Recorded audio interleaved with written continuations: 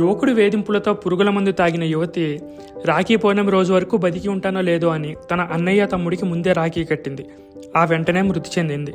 హృదయ విదారకమైన ఈ సంఘటన మహబూబాబాద్ జిల్లాలో చోటు చేసుకుంది.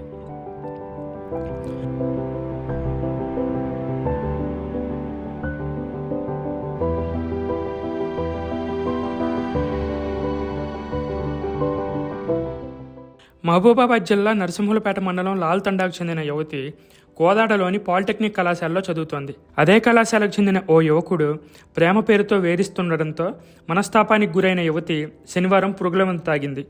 చికిత్స కోసం మహబూబాబాద్లోని ఓ ప్రైవేట్ ఆసుపత్రిలో చేరింది. మరో 2 రోజుల్లో రాఖీ పండుగ ఉండడంతో అప్పటి వరకు బతికి ఉంటానో లేదోనని ఆసుపత్రిలో తన సోదరులకు శనివారం సాయంత్రం రాఖీ కట్టింది. ఆదివారం తెల్లవారుజామునే మృతి చెందింది.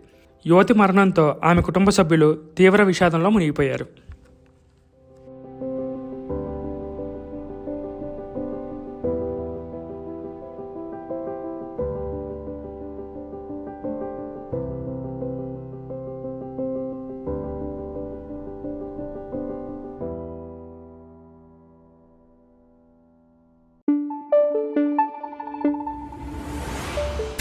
Thank you.